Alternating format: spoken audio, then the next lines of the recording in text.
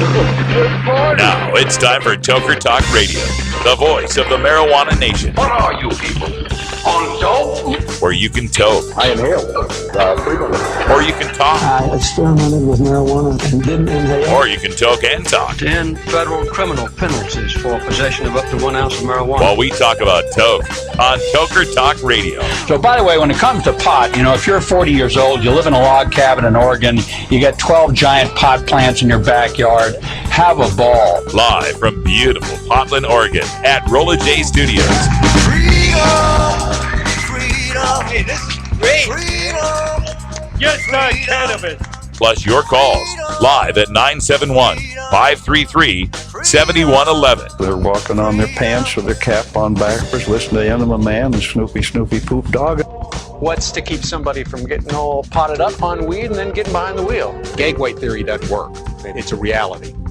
Holland, is it real? Don't tease me. We're locking up people that take a couple of puffs of marijuana, and the next thing you know, they got 10 years.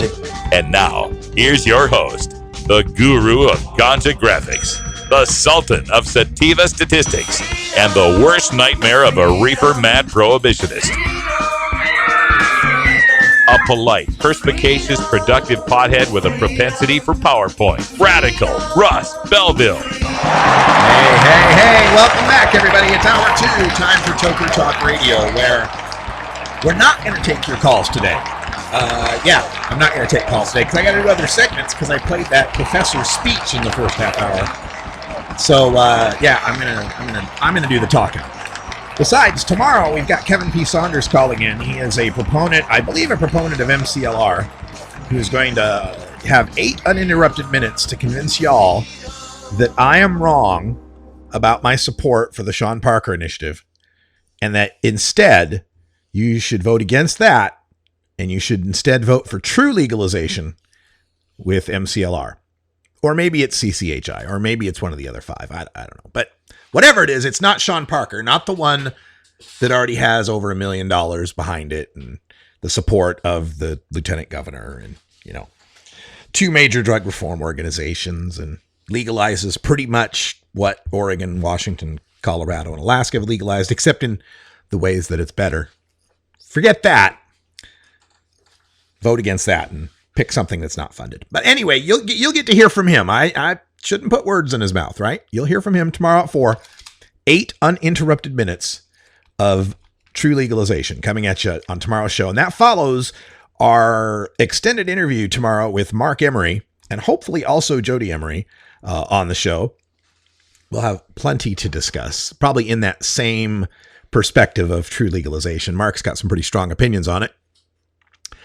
And also wanted to thank everybody who was reaching out to me on my last couple of articles from my trip to Idaho on Tuesday, where I got a fun welcome from the Bureau of Probation and Parole, I believe it is. BP or BPP or MPP or OPP, you know me. I'm not sure who it was, but they pounded on my motel door at 11:30 at night. And you can read all about that at marijuanapolitics.com. Look for the articles with the chickens on them, which, by the way, a chicken can be a hen or a rooster. Somebody wrote to me and said, oh, you used a picture of a rooster. Well, yes, a rooster is a chicken, just like a man is a human. Okay, so chicken, and then hen, rooster. Anyway, and quick note also, Oregon news, apparently they're storming and breaking up the whole protest out there, the Bundy Ranch, the Al-Qaeda, the Vanilla ISIS. They're busting them all up there. We already had the traffic stop that resulted in the shooting that killed one of the occupiers and wounded some other. But now apparently they're storming into the place. And Wiz Khalico is on my chat, on another private chat with me. And he's saying there's a rumor that the Bundy occupiers there were smoking pot. Smoking pot out there in the middle of the Malheur Wildlife Refuge that they had stormed and taken over in protest of the federal government, daring to prosecute people who burned public lands and taxes and government's bad or something. Anyway, if they were, it was one of the few legal things they were doing. It is legal to smoke pot in Oregon. I got nothing. These occupiers wanted to smoke some pot. Good on you. Just, geez. Well, not legal in a federal building. Legal in the state of Oregon, but not legal in a federal building. So let's be clear about that. Raw Story reporting that a few militant stragglers remain. I got in a discussion with someone else who was talking about how sad it was now. In the traffic stop, they arrested most of the leaders of the thing, so the only people left are kind of these followers who, comparatively speaking, relatively and absolutely speaking, not the brightest members of the occupation. So, it's a special kind of thing living out west sometimes. When we come back, we've got some drug war data mining, a great poll for the District of Columbia on marijuana legalization and buying and selling marijuana. This is the Russ Belville Show on CannabisRadio.com.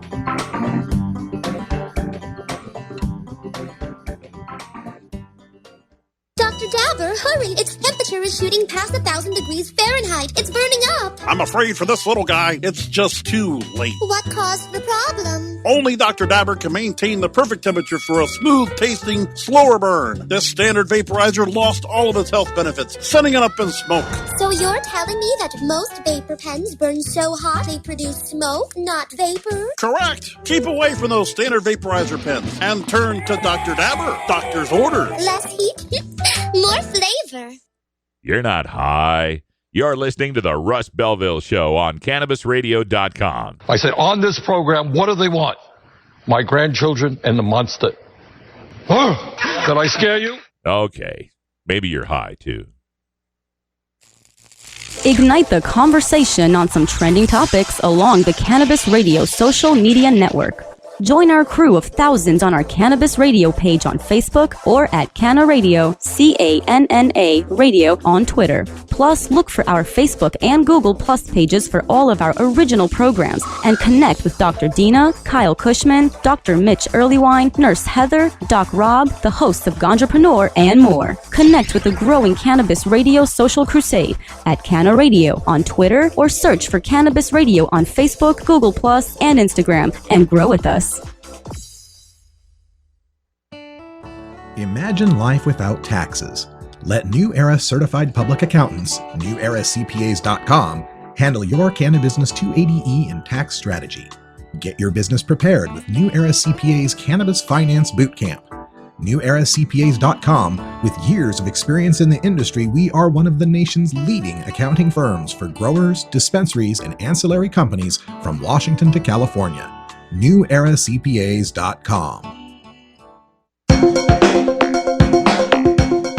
Promoting the end of adult cannabis prohibition is easy because we have facts, science, reason, compassion, evidence, truth, and logic on our side. It's even easier when researchers catalog it all for us. Learn how to gather the facts on marijuana use, arrests, seizures, rehabs, drug tests, and more on this edition of Drug War Data Mining. All right, in the Drug War Data Mine today, we take a look at a report from the Washington City paper, that would be Washington, D.C., and it's the D.C. poll. D.C. residents were recently polled by D.C. Vote and the Washington City paper and found that 66% agreed that the mayor of Washington, D.C. should try to find a way to allow the city to tax and regulate marijuana like it does alcohol. The question was, although marijuana is legal to possess in the district, and remember, Washington, D.C. legalized 2 ounces of marijuana. You can have 2 ounces on hand. Although marijuana is legal to possess in the district, Congress has blocked the district government from allowing marijuana to be taxed and regulated like alcohol. If a legal method were available for the mayor to allow marijuana to be taxed and regulated like alcohol, despite the congressional ban, should the mayor pursue it or not? 66% yes, 25% no. So we got 2/3 of DC residents saying yes, if it's legal, we should be able to buy and sell it. We should be able to tax and regulate it. Another question asked, do you agree or disagree with the following statement? When Congress blocks a successful DC ballot initiative or referendum that has been approved by the voters, DC's elected officials should use all legal means to implement the measure anyway. 79% agreed. Nearly 4 out of 5 said, if the federal government interferes with Washington, D.C.'s home rule, Washington, D.C. should use all legal means to fight back. And this is a long-running theme. You know, Washington, D.C. has more population, and I think I'm remembering this correctly, than 4 states. I know it's got more population than Wyoming, right? But I think Washington, D.C. is more populous than 4 U.S. states. It certainly deserves better representation. And being this, beholden to the whims of Congress basically means these people are taxed without representation. And that's, in fact, the motto on their license plates in the district: taxation without representation. So there was another question, and another question about Washington, D.C. is, where can you smoke pot? Because public use, like all the legal states, is prohibited. No public display of marijuana. So they asked the question. As you may know, D.C. residents voted to legalize adult marijuana use, but some landlords prohibit renters from using marijuana in their home, and renters who use marijuana can be evicted. Some district lawmakers have called for the creation of regulated places where adults can consume marijuana without fear of arrest or eviction. Would you support or oppose a law creating regulated places where adults can legally consume marijuana? 61% support. So over 3 in 5 district residents say there ought to be pot clubs. There ought to be some place an adult can smoke pot. And really, if we're giving people a right to smoke pot, and that's what the right to possess is, come on. It's not just so you can have it, obviously. It's so that you can use it. If we have the right to use pot, but we don't provide a legal place to enjoy that right, what good is the right? It reminds me of when you pass the 15th Amendment and black people have the right to vote, but then you make a whole bunch of poll taxes and literacy tests to make sure they can't. Oh, yeah, you have the right to possess marijuana and smoke it, so long as you own your own home. Well, that can't be right. There were more questions on the DC poll. Do you agree or disagree with the following statement? Since Congress has blocked the district government from taxing and regulating marijuana legalization is just another reason why Washington, D.C. should become its own state. 63% agreed with that statement. So marijuana legalization, this is not just a fringe issue. This is something that district voters just add to another long list of complaints of how Congress interferes with their ability to regulate themselves, and why Washington, D.C. should become another state. There were some more marijuana questions. The next question: although possession of personal amounts of marijuana was legalized by D.C. voters in 2014, people in D.C. caught with small amounts of other illegal drugs for personal use are arrested and incarcerated, even for a first offense. In your view, are these drug possession laws too harsh, too lenient, or just right? 60% say that personal drug possession laws that involve arrest and incarceration for a first offense are too harsh. 60%. Again, 3 in 5 district residents who think for any drug, if you've got a personal amount on you, why are we bothering to arrest and incarcerate you? So this is good news as we look through Washington, D.C. and other moves that it is making to try to join the rest of the country in the other states, I should say, that are legalizing marijuana. Currently, their grow and give system allows people to be able to grow their own marijuana at home and possess up to 2 ounces of it and freely give it to one another. And I wonder if the Congress that is so opposed to this doesn't understand how they are unintentionally helping to foster what they hate. even among these people that are anti-marijuana, a lot of times they will even concede, we're not against the person who's just smoking a joint on their own time in private.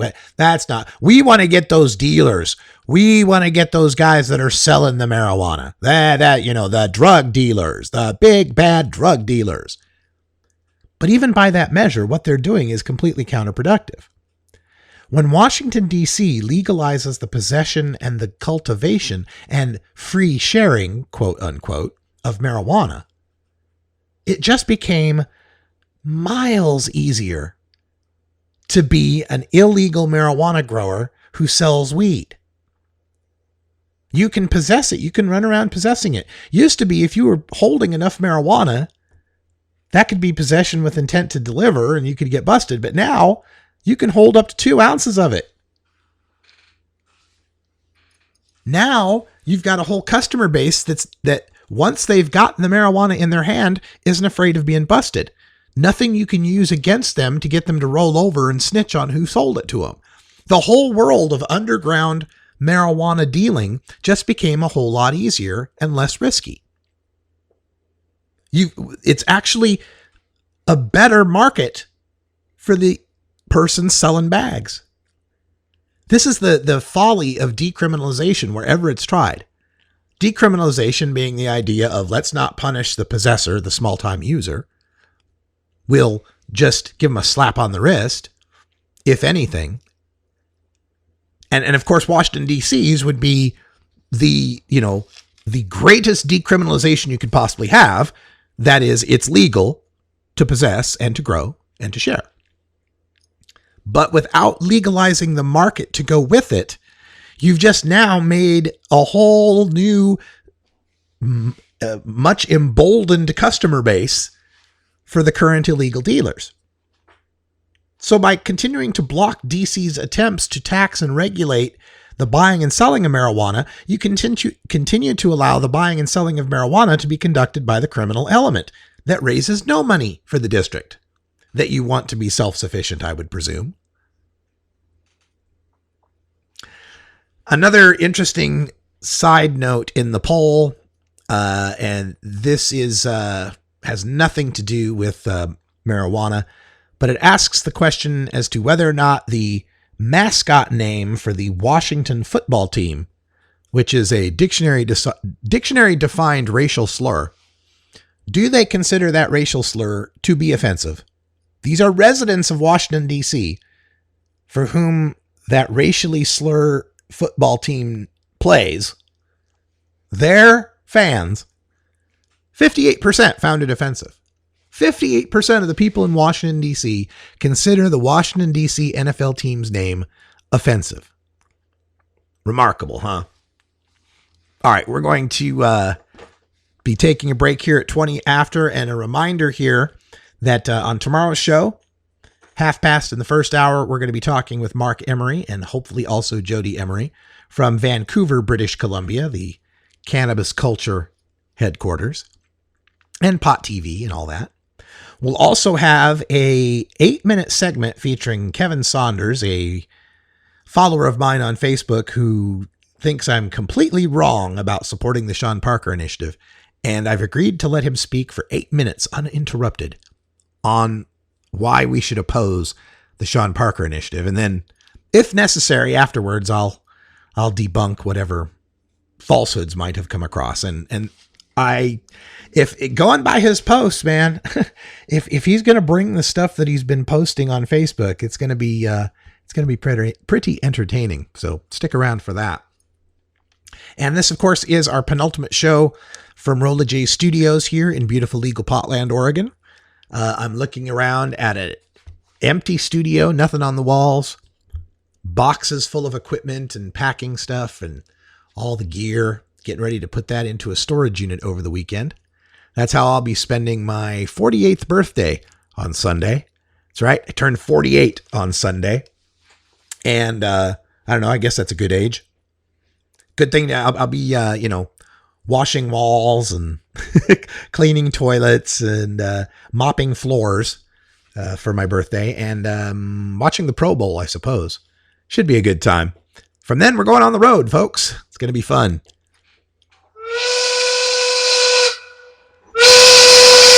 Well, what the hell are we supposed to do, you moron?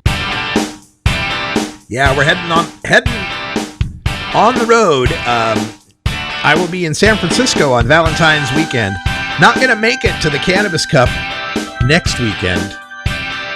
The Sean Parker people wanted to have a Californian defending them, and I understand that, so they couldn't raise the expenses for me. So we'll see you in San Francisco for the International Cannabis Business Conference. Check them out at internationalcbc.com. Great websites today need expert web design and development and need to be e-commerce ready and mobile friendly. But building a marketable and profitable website can be an uphill climb. Ready to make your new website or replace your existing website? Think Orange as the new way to get in the black. Orange Hill Development works with Fortune 500 companies and offer the same top quality development service at a fraction of what other providers charge. Brands like Absolute, Carlsberg, and Nestea trust Orange Hill Development. Find out why you should trust your website with Orange Hill. Contact Orange Hill for a consultation today at orangehilldevelopment.com. This is Dan Michaels from danmichaelsaudio.com, and you're listening to Radical Russ on cannabisradio.com.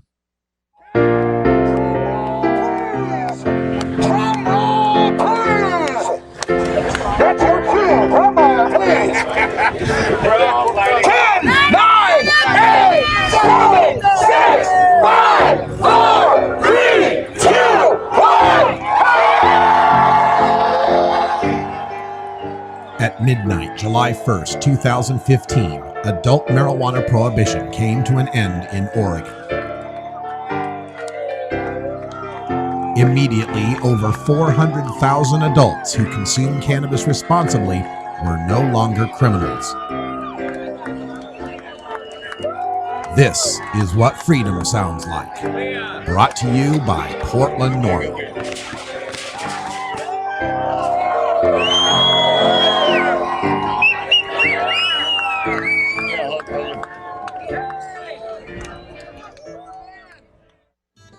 The fingerboard extension has fretted instruments to enhance your creativity. It has new and used guitars and banjos from beginning to high class. The fingerboard extension has National Resophonic, Husson Dalton, Larrabee, Heritage and Recording King guitars, and Mike Ramsey, Wildwood, Gold Tone, and Recording King banjos. The fingerboard extension also has drum stuff, used gear, and parts. Stop by the fingerboard extension, downtown Corvallis, Oregon at 120 Northwest 2nd, or check out the inventory on the web at fingerboardextension.com and reverb.com.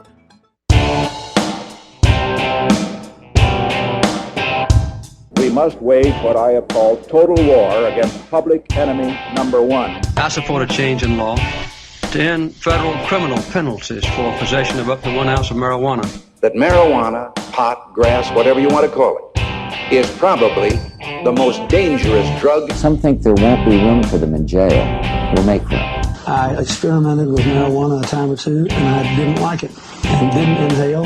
One major responsibility is to encourage people to use less drugs. Entirely legitimate topic for debate. Radical Rant.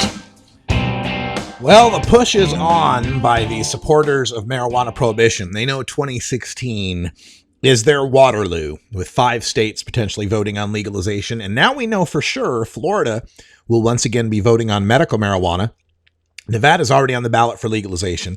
And we've got entries for medical in Ohio and Missouri that have good shots, and possibly legalization via a legislature in Vermont, and another initiative try, couple, 2, 3 of them, I think, in Michigan. So 2016, it's all happening. And if there's going to be any chance for them to get pushback, to slow the momentum, this is the year it's going to have to happen. So we here at Cannabis Radio will be covering all of this reefer madness as it develops throughout 2016. And the latest one comes from an Associated Press piece. I've seen it also picked up on ABC News already.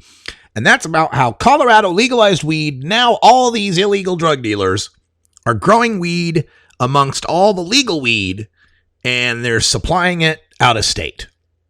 It opens up talking about a skydiving business that put Colorado pot in their planes and flew it to Minnesota. A Denver man who filled 100 pot-filled FedEx packages for Buffalo, New York. 20 other drug traffickers from Cuba relocating to Colorado, growing marijuana to send to Florida, where it gets twice the return, and so forth. And it frames this as being something that could be helpful to the Supreme Court lawsuit of Nebraska and Oklahoma, who say that Colorado's pot legalization should be unconstitutional because it sends a tide of illicit weed across their borders. The Obama administration asked the Supreme Court not to hear the case because the fact that weed gets out of Colorado is not Colorado's fault. But this is going to be one of the big pushes, is that, see, you legalized in Colorado, and now all these drug dealers that want to get their weed other places, why, all they got to do is be in Colorado, set up shop, and then they can sell it and traffic it and get it out of state as easily as they want. By gum, we want to keep weed illegal here in Florida, but then people go to Colorado and then they send it to Florida, and gosh darn it, we can't keep it illegal. That's just making us so angry because we want to keep something prohibited in this state, and these other states, my God, why, they have these more liberal policies, and if we can't keep the pot out.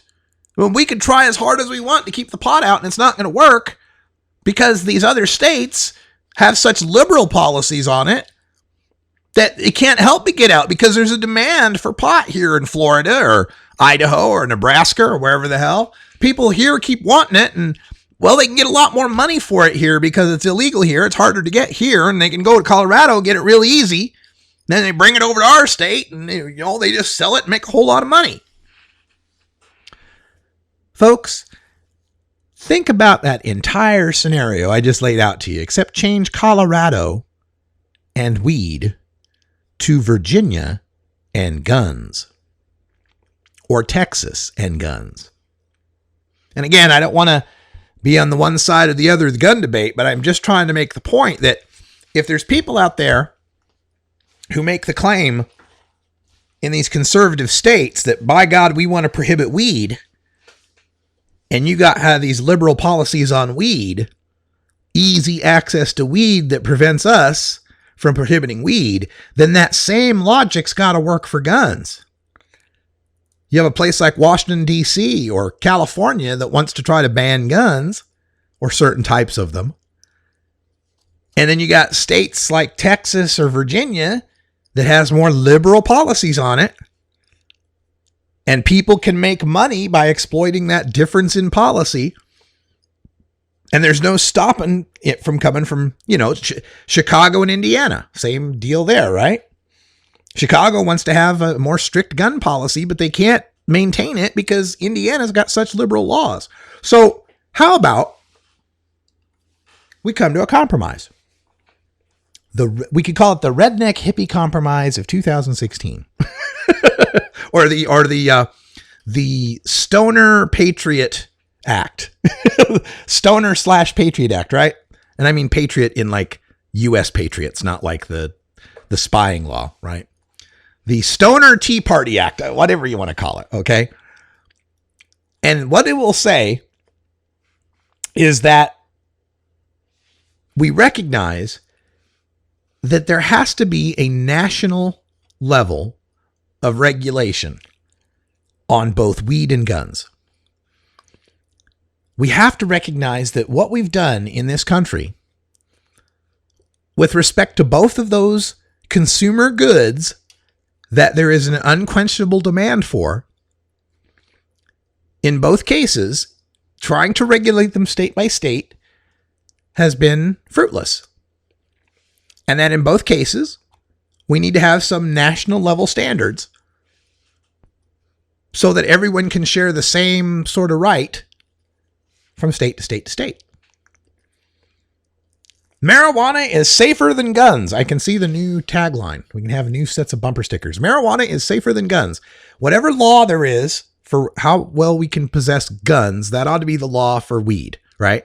Like if you're in an open carry state and you can have, 30 round magazines and that kind of stuff, then you ought to be able to grow a 24 plant garden and possess a half pound at any time, right? Marijuana is safer than guns. What, you're going to let me tote around an AK-47 with a magazine over my shoulder in public and I can't have a half pound of weed? Right? Conversely, if we're going to be in a Chicago where you can't have a handgun, you can't have this or that, then okay, then you can't have weed either, right? I don't know. I'm thinking out loud here. It's just something that vexes me, that there seems to be this inconsistency in how we evaluate the situations, right? It's like, are we going to be states' rights or not? Are we going to be federalists or not? Whichever way we're going to pick, let's pick, and then, move on. But it's strange to me. Now, of course, people will bring up, Russ, guns are in the Constitution. Guns and the right to bear arms is in the Second Amendment. Yes, I know. I read the thing. And I happen to know that the drafts of it were written on hemp paper by hemp farmers who traded seeds for psychoactive strains of cannabis. So, yeah, guns are like written into the Constitution in the amendments, by the way. They weren't in the first part, right? But the drafters of the document and the paper it was written on itself are weed. So I think we got a constitutional right to weed. And I don't say that lightly. I say that based on the 9th Amendment. I think we have a 9th Amendment right to smoke weed. The enumeration in this Constitution of certain rights is not meant to deny or disparage others retained by the people. That is to say, the people have some rights. We didn't write them all down. Just because the Constitution wrote a bunch of rights down doesn't mean that's all the rights. We got to have some other natural, inalienable rights. And I think if you're a country founded by hemp farmers in an agrarian society, then farming has to be one of those natural rights. It has to be. I can't see how it would not be a natural right among those people. So, yeah, we've got a constitutional right to smoke pot. And if we can recognize that, it's a personal constitutional right to be able to farm and use the products that you farm, whether it's pot or not. Everybody's got a right to plant seeds and sow crops. That's my belief. And if we were to recognize that, like we've recognized an individual right to bear arms, then we wouldn't have these silly disputes. The problem that we've got, if there's a problem here for these states, isn't Colorado's legalization, it's their prohibition. When Florida wants to bitch about, these dealers from Cuba went to Colorado and set up shop, and then they sent all this weed to Florida, what motivated them to do that? What motivated them to go to all that effort? The profit they could make. If those guys are pissing you off, the reason it should piss you off is not because you can't stop them. It's because you're not making a cut on it.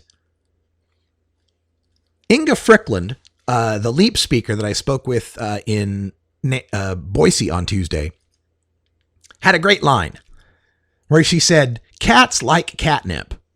Cats are just wired to like catnip. Other species don't like catnip. It's no big deal to them, but cats and catnip are wired for each other.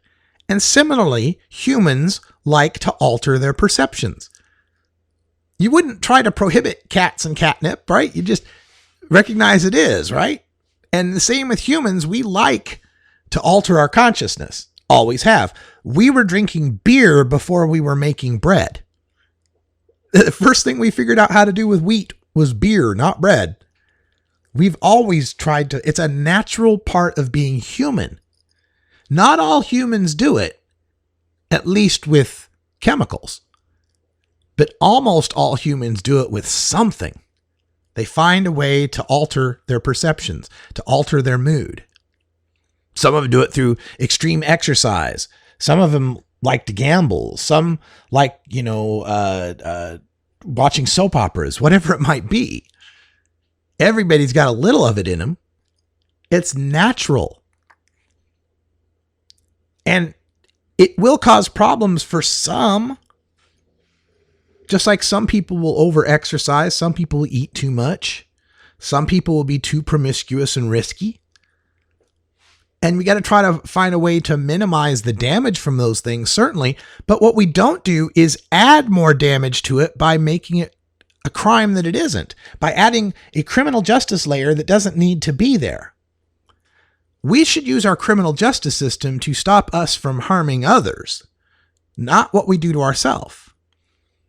And if you believe in freedom, you have to believe in the freedom to make bad decisions too. We can't be a society that forces people to have to do good, because then you don't know that they're doing good, whether they're doing good or just complying. And then the next time you're not paying attention to them, will they continue to comply? No, freedom means we have to accept that people make different choices. And some of those choices are bad choices.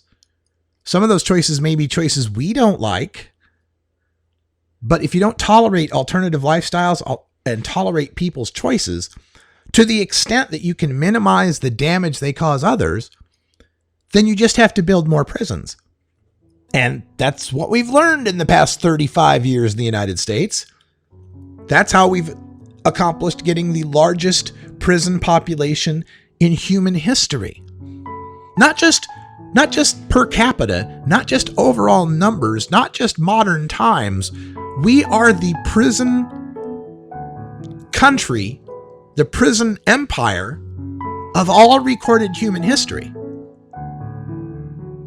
That's what we've learned from our intolerance and our ignorance and our inability to recognize reality of who we are and what we are. All right, we're going to be back with some behind the headlines and a look at religious use after this. This is the Russ Belville Show on CannabisRadio.com.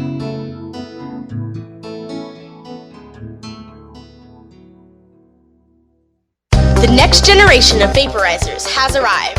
Vuber vaporizers are blazing the way with unparalleled technology for oil, concentrate, or dry flower pens. Providing unsurpassed customer service and expert craftsmanship, Vuber vaporizers use cutting-edge technology, providing a power-packed, smoother vapor with a lifetime guarantee. Experience vaporizing the way it was meant to be. The Vuber way.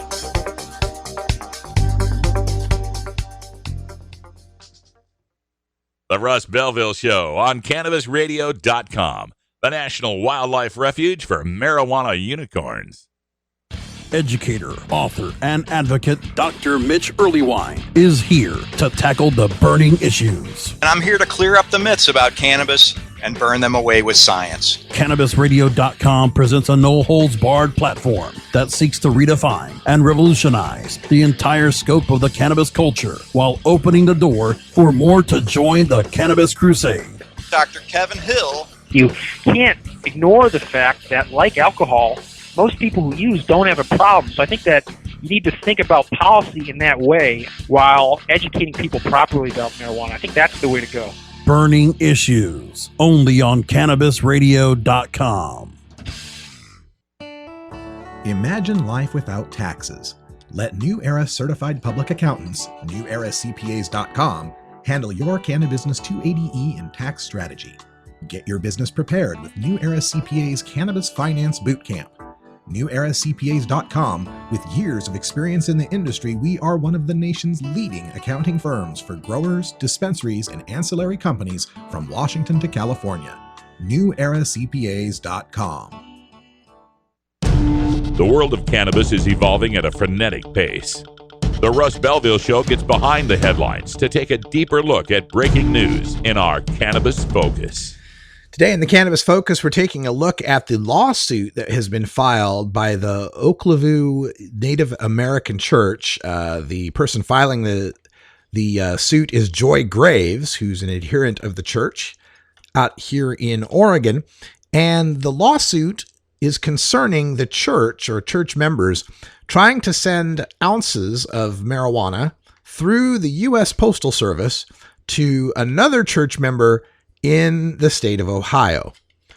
Now, the church member in the state of Ohio, it is claimed, has cancer, and that the sending of the cannabis was the sending of sacramental herb used in ancient Native American healing practices, and that the U.S. government stopping them from using the mail to send ounces of weed to Ohio amounts to an unconstitutional infringement of their First Amendment rights to practice their religion free from government interference, as codified also by the 1993 Religious Freedom Restoration Act signed by President Clinton.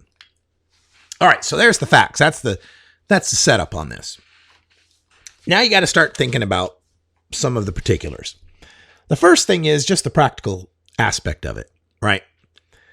This is somebody asking the federal government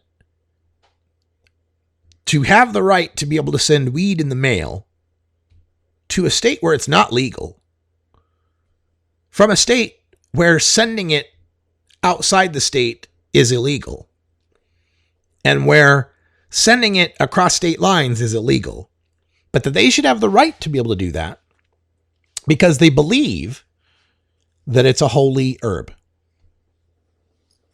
Okay, so naturally, if this case were to go their way, it would mean that people who believe herb is holy could then mail it anywhere. And presumably the people who receive it would be free from any sort of prosecution. If you won a lawsuit like this and it went to the Supreme Court and it was upheld, you'd basically uphold the right of anyone who believes herb to be holy to be able to, grow it and possess it and mail it to anyone they want who also believes that it's holy. Now, this would be awesome if it passed, wouldn't it? If this got through the courts, wouldn't this just be awesome?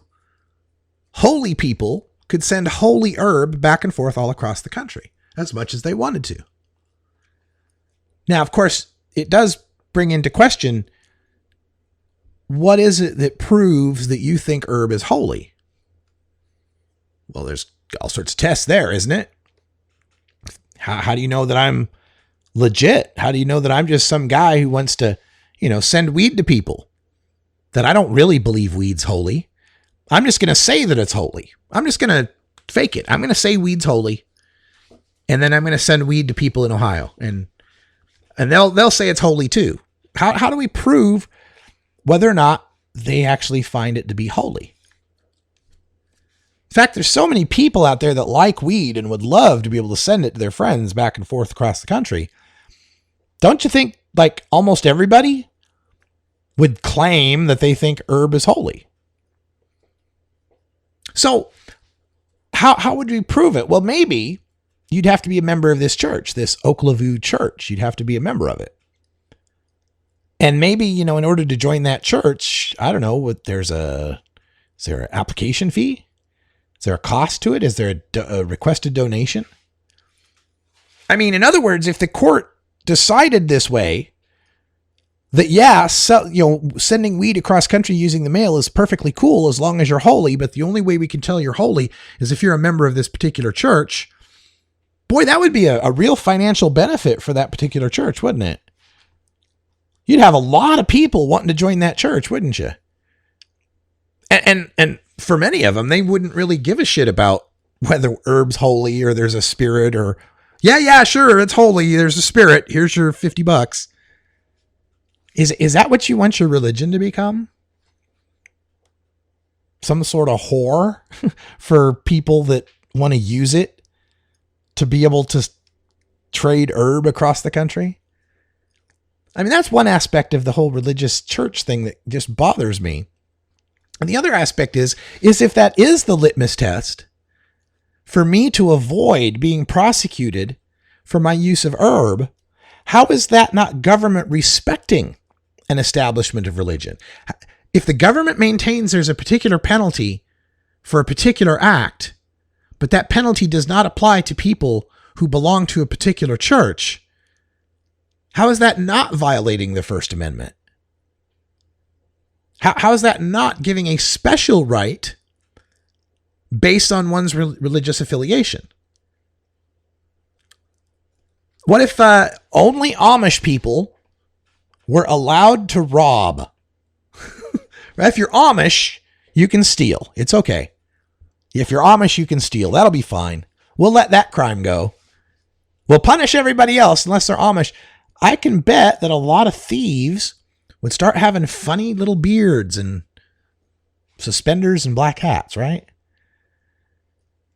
That's one of my problems with this. And they refer back to this Religious Freedom Restoration Act, and there's a couple of cases that were decided on it that had to do with Native Americans that wanted to use peyote, and Brazilian Indians who wanted to use ayahuasca, a very psychoactive tea. And both of those cases were decided for the religions. Because again, we're talking about whether or not these people could use this particular substance. And when they do these, they go to the courts, the tests, believe it or not, there's two tests. There's one called the lemon test, and there's one called the sherbet test. Sherbet. There's a lemon test and there's a sherbet test. Honest to God. And they have to do with these, these points that have to be proven, basically, or logic thought trains that you have to go through to be able to make these decisions. And it has a lot to do with a balance. Like, okay, we want to have it so that people can practice their religion and government doesn't mess with them for that. Okay.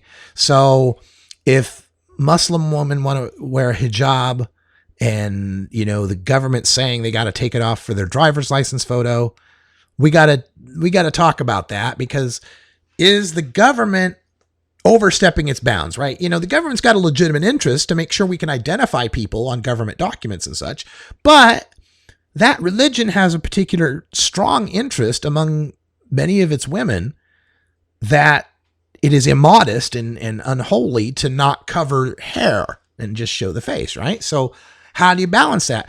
Should the government be able to force them to take that thing off to get a driver's license, or should they have their religion respected? Because how much does wearing the thing stop the objective of the government? Like, we can still identify a woman by her eye color and the way her face looks, and especially more and more as we have facial recognition technology, being able to see your hair doesn't make much difference. Now, you start throwing the veil in there and all we can see is the eyes. Now maybe we've got a different question, right? But the only reason I bring that whole thing up is to provide another comparison for us to understand that when the government looks at these religious test questions, they got the same sort of test. The government's got compelling interests in enforcing the law and keeping people from harming one another, but also religions have a compelling interest in practicing their faith in a certain way without interference.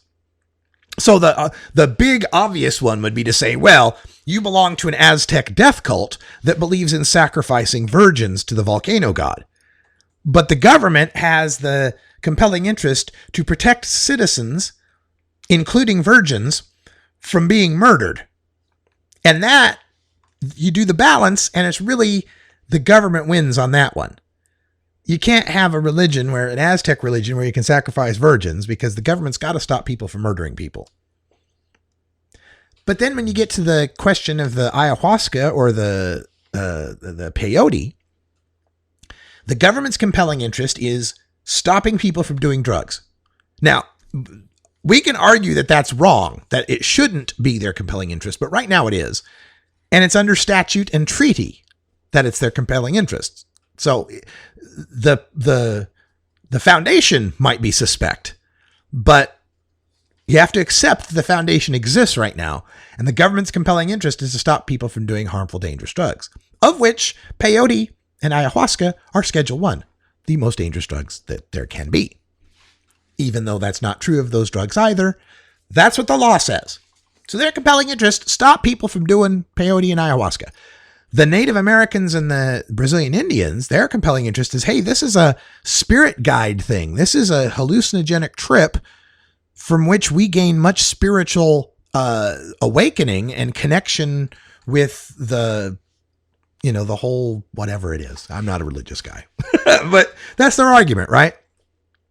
And the courts came down and did the test, and they said, well, you know what? Just like if the woman kept the hijab on, would we still be able to identify her? Yes, we would. So she can keep the hijab on. If we had to pick people that were seriously religious about peyote and ayahuasca, would we still be able to figure it out? Yeah, because they belong to these small little churches of very defined belonging. Like you have to belong to a tribe, and those are, federally, registered Indian tribes and all of that kind of stuff, right? So we have a pretty strong way of saying that you're not just faking it to make it. And ayahuasca and peyote aren't popular. Not a whole lot of people do those drugs. So it's not going to really stop the federal government from stopping the other people from doing those drugs, because not a lot of people do them in the first place. So that's how the Religious Freedom Restoration Act is applied to these hallucinogenic substances.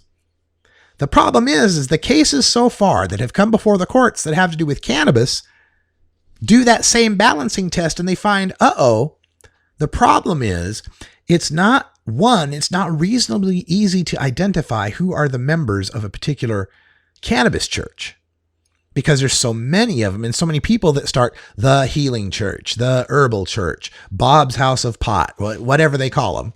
So it's hard to identify which churches are legit, and far too many people smoke pot. Like 28 million people smoke pot. And if we let these few religious people smoke it, how are we going to keep out the other 28 million people who also want to smoke it from claiming that they're suddenly religious? Letting the Native Americans use ayahuasca and peyote doesn't stop the government from keeping ayahuasca and peyote illegal, because it's such a small, tiny thing. But marijuana is the most used drug there is. Letting one small group, that's like the hole in the dam, and then the whole dam bursts. Which is kind of what's going on in Colorado as compared to Kansas and Nebraska and Oklahoma. The dam is bursting. I just don't see how the religious way works, and as an atheist, it just kind of offends me that you're trying to get special rights for yourself that we don't get. This is the Russ Belville Show on CannabisRadio.com.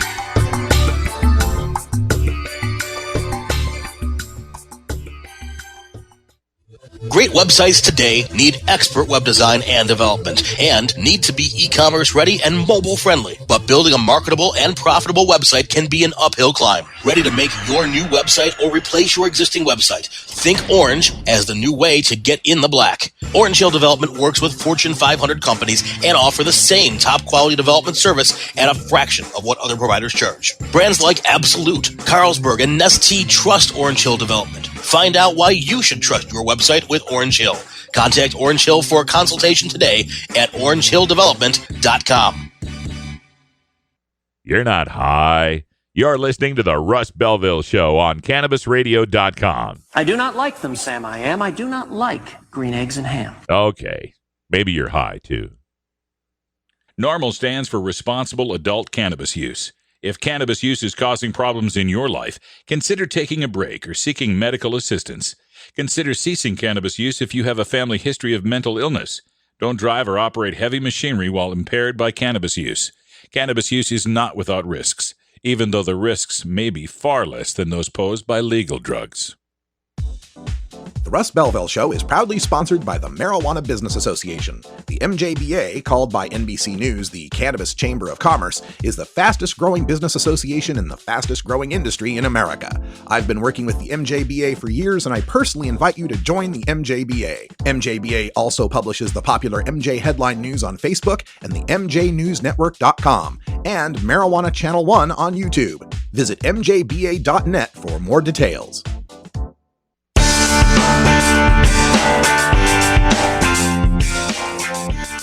I have a package here for Radical Rick. Is there a Radical Rick here? How about a Rick Russ? Any Rick Russ? Somebody named Freddie Barack has sent him a package. Anybody? What is that? Sounds like a skunk. You're tuned into the Russ Belville Show, the voice of the marijuana nation, only on CannabisRadio.com. Welcome back here, and we're going to close things out for the hour, but thanks for joining us. We're here every weekday at 3 p.m. Pacific time, and replays on demand on CannabisRadio.com. Also, shout out to my friends at 420radio.org, Herb Thrasher and Timmy Harris, still running the show out there at 420radio.org. Be running the Herb Thrasher Flower Hour tomorrow night live on the 420radio.org. If you're into heavy metal, join me and Herb Thrasher for that. 8 p.m. Pacific time, Friday and Saturday nights on 420radio.org. As we close, I got some news from Herb Thrasher, who pointed me to a story coming out of Limestone County, Alabama. Limestone County, Alabama is one of many counties, many school districts that subjects their students to random drug testing. And so According to the story, they've been drug testing school athletes, grades 9 through 12. So your high school athletes, freshman to senior, subject them to random drug testing. And Rusty Bates, who I will refer to, Rusty Bates is the district's Safety, Athletics, and Transportation Director. Henceforth, we shall call him Mr. Bates. Mr. Bates said, quote, "We felt like that was missing the mark, that it was very ineffective." End quote. Because, now check this out, check the logic here. They would only test about 100 students a year and would receive little to no positive results. 100 students a year, little to no positives. Mr. Bates says it would be naive to accept that as a true representation. Quote, "It'd be foolish to not think drugs are apparent in some of our schools, in all of our schools," end quote, said Mr. Bates. So you tested 100 kids, you didn't get enough positives. Well, that can't be right. Certainly our kids are doing drugs. Of course they're doing more drugs than this. The small number we're getting back can't possibly be true. Well, what's the point of your testing then? If you don't believe the testing. Well, that's the thing, is he didn't believe the testing. He thought the testing wasn't going far enough. We're only testing the high school athletes. So the other kids using drugs must not be high school athletes. So what we got to do, according to Mr. Bates, is to expand the drug testing program to the 7th and 8th graders, to all student participants in any extracurricular activity, band, chess club, drama, Future Farmers of America, whatever, any extracurricular, swim team, whatever it is, math club, gay straight student alliance, whatever it might be, we're going to drug test you. And all students who drive to school and apply for a parking permit. So if you're anything, if you go to school on the school bus, we won't drug test you. If you go to school on the school bus, we won't drug test you, but only if you don't participate in school in any other way but the bare minimum of going to school and learning. We won't drug test you.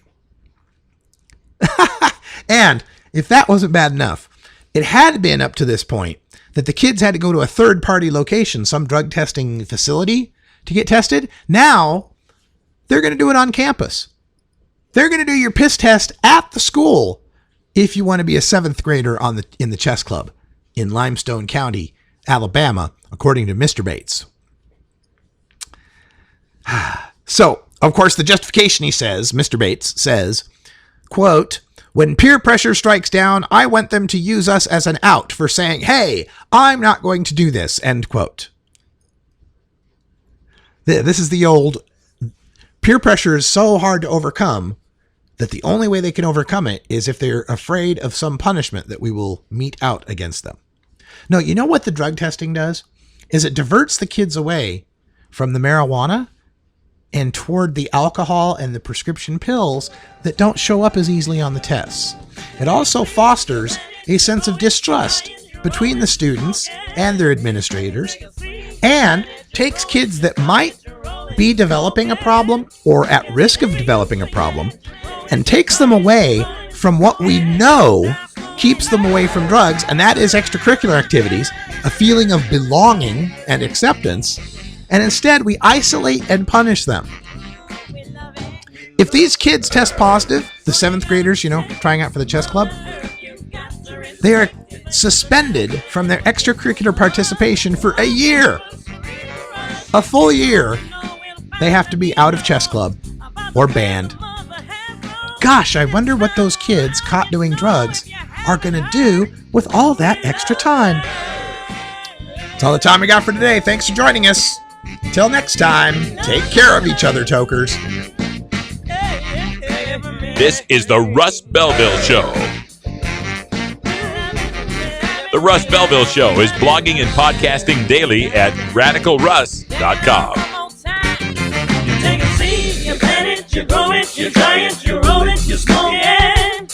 You take a seed, you plant it, you grow it, you dry it, you roll it, you smoke it. You take a seed, you plant it, you grow it, you dry it, you roll it, you smoke it, and it goes down smooth.